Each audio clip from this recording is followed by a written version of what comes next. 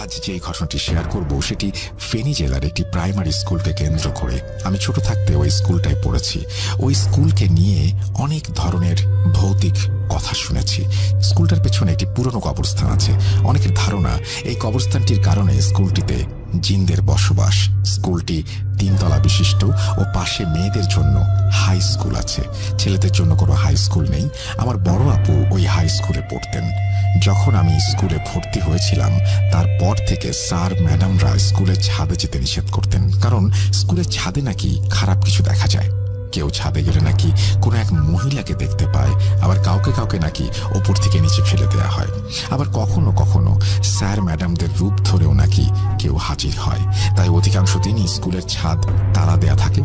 Sir ম্যাডামরা কোনো কাজে গেলে তখন ছাদের তালা খোলা হয়। মাঝে মাঝে কাজের জন্য দরজা খোলা রাখা হতো। আমি যখন স্কুলের ব্যাপারে ভৌতিক কিছু জেনেছিলাম তখন থেকে আমার ইচ্ছা জেগেছিল আমি ভূত দেখব। তাই আমি মাঝে মাঝে সবার অজান্তে 3 তলার সিঁড়ি বেয়ে ছাদে চলে যেতে চাইতাম। 3.5 তলা পর্যন্ত গিয়ে কিছুটা ভয় লাগতো, তাই আবার নিচে চলে আসতাম।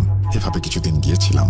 যাই হোক, আমি আমার ঘটনা শেয়ার করছি। আমার ঘটনার সময়কাল 2009।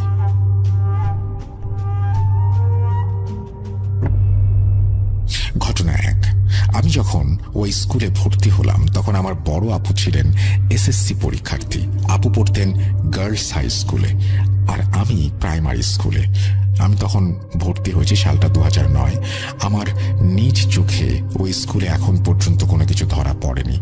আপু স্কুল সম্পর্কে আমাকে বলেছিলেন, তবে আপু আমাকে তার নিজের চোখে দেখা একটি ঘটনা বলেছিলেন। ক্লাস করার আগে আপুরা পিটি করতেন হাই স্কুলের সামনে খোলা মাঠে। মেয়েদের পিটি করতে হলে প্রাইমারি স্কুলটির দিকে ফিরে পিটি করতে হয়। তখন আপু পড়তেন ক্লাস 9-এ। পিটি করতে দাঁড়িয়ে আপু মাঝে মাঝে প্রাইমারি স্কুলের ছাদের দিকে তাকাতেন। তেমনি একদিন পিটির সময় ছাদের দিকে চোখ এলে তিনি দেখতে পান ঘোমটা দেয়া একটি মহিলা ছাদের ওপর এদিক থেকে ওদিক পায়চারি করছে। আপু এটি দেখে চোখ নিচে নামিয়ে ফেলেন। আপু কিছুটা ভয় পান। কিছুক্ষণ পর আবার তাকান, তখন দেখলেন মহিলাটি এবার নিচের দিকে তাকিয়ে আছে। তিনি বুঝে গেছেন এটা কি, তাই তিনি আর ওপরের দিকে তাকাননি। যখন পিটি শেষ হলো তখন ওপরের দিকে তাকিয়ে সেখানে দেখেন আর কেউ নেই। কিন্তু কথা হলো, আপু পরে জানতে পারেন ওই দিন স্কুলের ছাদের গেট খোলা ছিল না। তাহলে যে মহিলাটিকে তিনি দেখেছেন তিনি কে? পরে ঘটনাটি আপু ওনার ক্লাসমেটদের সাথে শেয়ার করেন।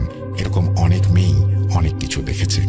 একদিন আমাদের প্রাইমারি স্কুল ছুটি হওয়ার পর সবাই যে যার বাড়িতে চলে যায়। আমিও বাসায় চলে আসলাম। তবে